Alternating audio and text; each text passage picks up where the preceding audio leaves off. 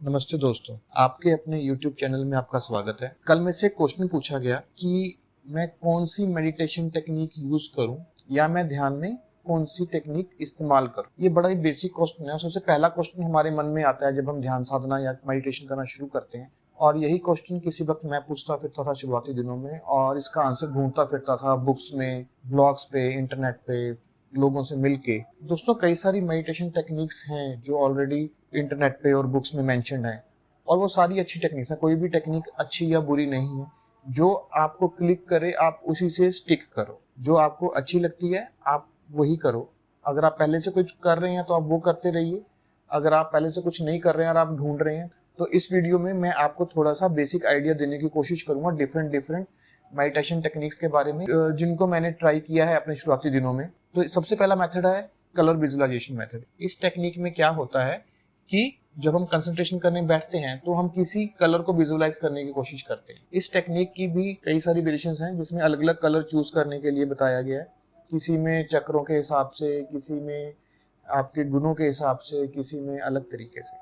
इसका basic crux यही है कि जब आपने कंसंट्रेट करना है तो आप आइज बंद करके किसी कलर के बारे में सोचोगे या उसको विजुअलाइज करने की कोशिश करोगे।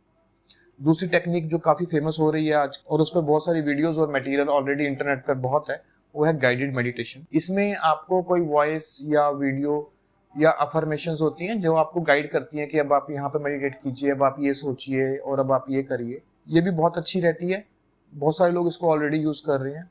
तीसरी टेक्निक है ब्रीदिंग पे कंसंट्रेट करने की, प्राणायाम करके या डीप ब्रीदिंग एक्सरसाइज करके, या धीरे धीरे अपने ब्रीदिंग की स्पीड को मॉनिटर करके। इसकी भी बहुत सारी वेरिएशंस हैं। इसमें क्या होता है कि इसमें हम ब्रीदिंग पे, अपने सांस पे या श्वास पे या प्राणों पे हम कंसंट्रेट करते हैं। तो जैसे जैसे हम अपनी ब्रीदिंग पे कंसंट्रेट करते हैं वैसे वैसे हमारी ब्रीदिंग स्लो होती रहती है और हमारा माइंड स्लो होता रहता है। वैसे वैसे हमारा माइंड वन पॉइंटेडनेस की तरफ जाता रहता है। एक टेक्निक है मंत्र जाप करने की। इसमें कोई भी मंत्र आप चूज करते हैं या कोई गुरु आपको आपके मंत्र देते हैं जिसका आपको रेगुलर जाप करना होता है, और धीरे धीरे आप जाप से उस मंत्र की मेडिटेशन की तरफ मूव करते हैं। फिर आप उस मंत्र में मेडिटेशन करते हैं, फिर अगले स्टेप में उस मंत्र को आप विजुअलाइज करते हैं, फिर धीरे धीरे उस मंत्र को आप फील करते हैं। तो इसमें भी अलग अलग स्टेप्स होते हैं जैसे जैसे आप प्रोग्रेस करते रहते हैं। एक टेक्निक होती है किसी साकार ध्येय को विजुअलाइज करना, यानी कि आप किसी देवता को विजुअलाइज कर सकते हो। आप शिव भगवान को, कृष्ण भगवान को, जीसस को, या कोई भी आप या किसी को भी आप मानते हो, आप उसको आप विजुअलाइज कर सकते हो। आप अपने गुरु को विजुअलाइज कर सकते हो। तो इसमें आप किसी साकार ध्येय पर कंसंट्रेट करते हो, तो धीरे धीरे उन पर मेडिटेट करना शुरू करते हो। एक टेक्निक है निराकार परमात्मा पे मेडिटेट करने की, जिसमें आप फॉर्मलेस गॉड पर मेडिटेट करते हो। अगली टेक्निक है म्यूजिक पे कंसंट्रेट करने की। जो लोग को म्यूजिक से कनेक्टेड रहते हैं वो म्यूजिक पे मेडिटेट करना ज्यादा पसंद करते हैं, जिसमें कामिंग साउंड्स, नेचर की साउंड्स, इस तरह की बहुत सारी ऑडियोज और वीडियोस अवेलेबल हैं इंटरनेट पे, जिन पर आप कंसंट्रेट करके मेडिटेट कर सकते हो। एक टेक्निक है माइंडफुलनेस। इसमें क्या होता है कि आप जो भी काम कर रहे हो दिन में, चाहे आप खाना खा रहे हो, ऑफिस में काम कर रहे हो, ट्रैवल कर रहे हो, तो आपको उस काम पर कंसंट्रेट करना है और उस मूवमेंट पे, यानी कि जो मूवमेंट आप जी रहे हो आपको उस पर कंसंट्रेट करना है। जैसे जैसे आप इस मेडिटेशन में प्रोग्रेस करते रहते हो वैसे वैसे आपकी थॉट्स में सब्टलनेस आनी शुरू हो जाती है। वो सब्टलनेस से आप और ज्यादा अंतर्मुखी होते रहते हैं। एक टेक्निक है कंसंट्रेट करने की, जिसमें आप किसी ज्योत की लो पे या किसी बिंदु पे या आप किसी पॉइंट पे या आप किसी चीज पे आप कंसंट्रेट कर सकते हो। जैसे जैसे आप उस पर कंसंट्रेट करोगे वैसे वैसे आपकी कंसंट्रेशन मेडिटेशन में कन्वर्ट होती जाएगी। ऐसी ही एक टेक्निक है एफर्मेशंस की, जिसमें आप पॉजिटिव एफर्मेशंस अपने आप को देते हो। यही पॉजिटिव एफर्मेशंस धीरे धीरे करके कंसंट्रेशन में और धीरे धीरे मेडिटेशन में कन्वर्ट हो जाती है, और धीरे धीरे आपके थॉट्स में सब्टलनेस आनी शुरू होती है। इसके अलावा भी बहुत सारी मेडिटेशन टेक्निक्स हैं जो आपको इंटरनेट पे मिल जाएंगी, और इन्हीं मेडिटेशन टेक्निक्स की अलग अलग वेरिएशंस भी आपको इंटरनेट पे मिल जाएंगे। अब मेन क्वेश्चन यहाँ पे ये है कि मैं कौन सी टेक्निक यूज करूँ, कौन सी टेक्निक सबसे बेस्ट है, या कौन सी टेक्निक सबसे ईजी है, कौन सी टेक्निक सबसे इंस्टेंट है। तो सबसे पहली बात तो ये है कि कोई भी टेक्निक इंस्टेंट नहीं है, ये क्वेश्चन ही गलत है। दूसरा क्वेश्चन ये है कि कौन सी टेक्निक सबसे बेस्ट है। इसका आंसर ये है कि सभी टेक्निक्स बेस्ट है। जो आपको क्लिक करती है उसी से आप स्टिक करो, यानी कि आप जो आपको पसंद आती है आप उससे स्टिक करो। तो तीसरा क्वेश्चन ये है कि कौन सी टेक्निक सबसे इजी है। इसका आंसर भी यही है कि जो आपको क्लिक करती है उससे आप स्टिक करो। अब इसमें से क्लिक कौन सी करेगी वो कैसे पता चले, उसका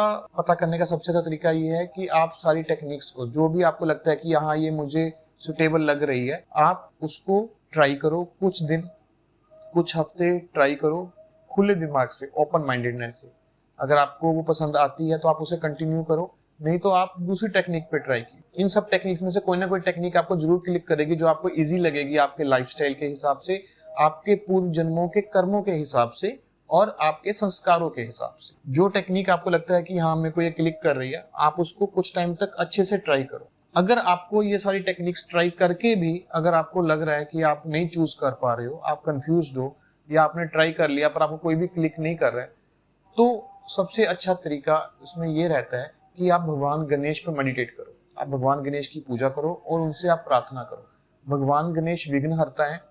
जब भी आपके माइंड में कंफ्यूजन रहती है, जब भी आपके माइंड में कोई विघ्न रहता है, कोई भी ऑब्स्ट्रक्शन आपके माइंड में रहती है जिसकी वजह से आप थिंक नहीं कर पा रहे हो, तो भगवान गणेश को प्रे करना बहुत अच्छा रहता है।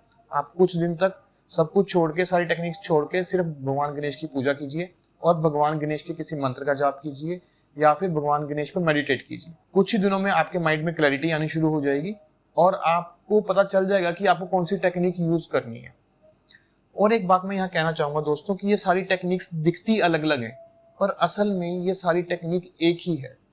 मेडिटेशन का मेन पॉइंट क्या होता है? मेडिटेशन का मेन एम ये होता है कि हमको अपने माइंड को वन पॉइंटेडनेस पे लाना है। हमारा मन चंचल है, इधर उधर भागता रहता है, कभी कोई थॉट कभी कोई थॉट। मेडिटेशन का मेन एम ये रहता है कि हम मन को पकड़कर उसे काबू करके हम उसे एक पॉइंट पे कंसंट्रेट करें, फिर हम उस कंसंट्रेशन से मेडिटेशन से सटलनेस और हम अगले लेवल्स तक जाएं। ये सारी टेक्निक्स दिखती अलग अलग हैं, सब में थोड़ा थोड़ा वेरिएशन है, सब थोड़ा सा अलग अलग है, लेकिन ये सारी मेडिटेशन बेसिकली एक ही है और सब में सिर्फ पॉइंट ऑफ कंसंट्रेशन का चेंज हो जाता है।